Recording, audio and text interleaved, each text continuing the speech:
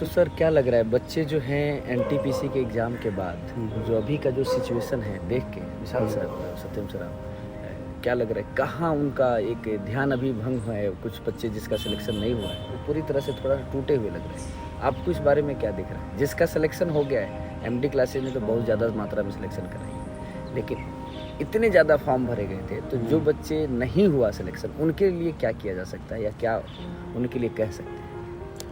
अब देखिए, हमको तो यही लग रहा है कि जैसे इस वाले पूरे एनटीपीसी की परीक्षा में लगभग 1.25 करोड़ फॉर्म थे और इसमें से जो अभी बच्चा आया लेवल 2 का और 4 का 5 का 6 का इसका रिजल्ट आ चुका। रिजल्ट नहीं आया लेवल 3 का, सिर्फ उसका रिजल्ट नहीं है, बाकी सबका मतलब जिसका टाइपिंग होना, जिसका साइको होना, लगभग सबके रिजल्ट आ चुके। अब इसमें से ऐसे कई सारे बच्चे जिन्होंने पूरी जान लगा दी थी भाई, लेकिन फिर भी सिलेक्शन नहीं हो पाया। और कुछ ऐसे सारे बच्चे हैं जिनको पता था कि मेरा नहीं होना, वो ऐसे बहुत लोग होते हैं मेहनत भी नहीं करते उतनी ज़्यादा, तो वैसे ही पता कि नहीं होना।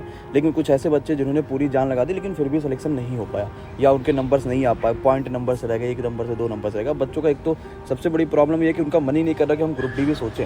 उनको लग रहा है हमने पूरी जान लगा दी थी एनटीपीसी में, अब उसमें भी नहीं हो पाया तो ग्रुप डी हमसे कैसे हो पाएगा। यहाँ पे बच्चा ऑलरेडी एनटीपीसी वाला सेलेक्टेड बच्चा भी बैठेगा, जो बच्चा सिलेक्शन ले चुका वो भी बैठेगा ही बैठेगा, जिन बच्चों का सिलेक्शन नहीं हुआ वो भी बच्चा बैठेगा, तो वो कैसे कर पाएंगे इसमें। और यहाँ भी वैकेंसी तो ज़्यादा है लेकिन मेहनत भी उतनी ज़्यादा करनी, अलग से साइंस भी है, न्यूमेरिकल्स भी, बहुत सारी चीज़ें हैं। अच्छा, इस चीज़ को लेकर सर थोड़ा सा बच्चा कल इवन हम क्लास ले रहे थे तो एक बच्चे का कमेंट आया, आपस में ही सब बात कर रहे थे। जैसे आपने कहा कि एनटीपीसी में भी जो सिलेक्शन ले चुके हैं वो भी ग्रुप डी देंगे। तो ग्रुप डी के कुछ बच्चे ऐसे हैं जिन्होंने एनटीपीसी नहीं दिया था, उनको लग रहा है कि एनटीपीसी वाला बच्चा अगर ग्रुप डी में बैठेगा तो फिर कंपटीशन बढ़ जाएगा। तो हमने उसको समझाया कि भाई देखो, ये थोड़ा ना कोई बात होती है कि तुम एनटीपीसी वाले बच्चों से डर जाओगे। अब जब निकले हो अपनी सफलता को प्राप्त करने के लिए, अपने लक्ष्य को प्राप्त करने के लिए, तो अब ये सोचोगे कि वो हमसे ज़्यादा मजबूत है। ऐसे तो और वैसे भी जो है एक शेर बोला है उन्होंने कि सर कि घर से अरमा लेकर बाहर निकलते क्यों, पाँव जलता है तो जमी पर रखते क्यों। सही। और वैसे भी इतना ज़्यादा कोई फ़र्क बहुत पड़ेगा नहीं, क्योंकि एनटीपीसी में साइंस में बहुत ज़्यादा वेटेज था नहीं, मुश्किल से 8 या 7 क्वेश्चन साइंस के आने थे। ग्रुप डी में 25 क्वेश्चन साइंस के आएंगे। अब वो चाहे तो भाई यही चीज़ तक था पलट एक्चुअली में कि भाई साइंस में जो अच्छा मेहनत कर जाएगा, क्योंकि मैथ तो सब कोई पढ़ता है, चाहे कोई भी एग्जाम देगा मैथ पढ़ेगा। जी का जेस हर कोई पढ़ता है, कोई सब एग्जाम देगा। और इसमें रीजनिंग हर जगह पढ़ता है, भाई सेंट्रल में कोई वैकेंसी में रीजनिंग आती ही आती है, लेकिन बस यही जो साइंस में बढ़िया कर ले जाएगा वही अच्छा फोड़ पाएगा। अच्छा सर, इसके लिए एनटीपीसी में जिनका आगे टाइपिंग लगा है या साइको लगा है, वो बच्चे कहने लगे कि सर क्या करें, साइको का लगा हुआ है और टाइपिंग लगा हुआ है, अब ग्रुप डी की तैयारी करें कि साइको देखें, ये देखें, बड़ा दिक्कत हो रही है, टाइम मैनेजमेंट नहीं हो पा रहा। और हमने कहा यार तुम जब एनटीपीसी तुम्हारा निकला हुआ है, इसका मतलब सब्जेक्ट तैयार हैं सारे, और अब तुम्हें यहाँ पर थोड़ा सा साइंस पर ही मेहनत करने की ज़रूरत है।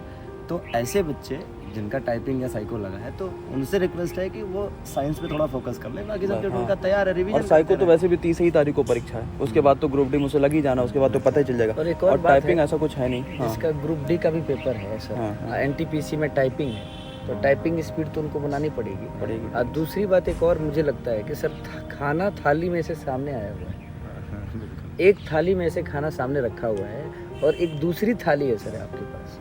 मैं इस थाली को नहीं देख रहा हूँ, मैं इस थाली को देख रहा हूँ। सही बात है।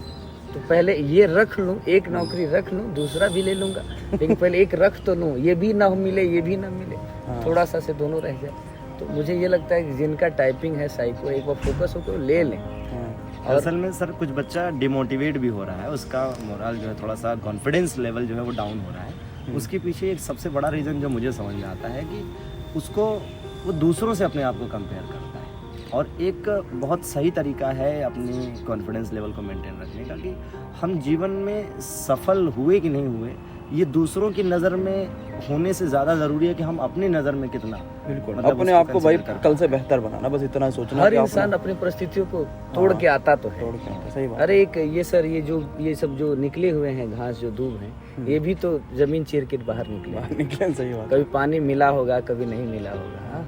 तो आदमी को खुद से ही बेहतर बनना, मतलब बेसिकली उसको खुद के मॉक टेस्ट में नंबर जाना, वो सोचता है कि भाई हम उतने नंबर कैसे ला पाएंगे, तो पहले खुद में अपना देखें भाई हम आगे कहाँ कमी रह जा रही है, उस चीज़ को थोड़ा वो पहचानें। बाकी यही है कि हर भाई बच्चे मेहनत करें और दोनों चीज़ें, साइको जिनका वो 30 को ही खत्म हो जाएंगे, फिर उसके बाद 12 तारीख को टाइपिंग होने वाला, टाइपिंग में भी वो 3 घंटा अगर दिन का दे दे तो बहुत टाइपिंग हो जाएगी उसकी 3 घंटे में।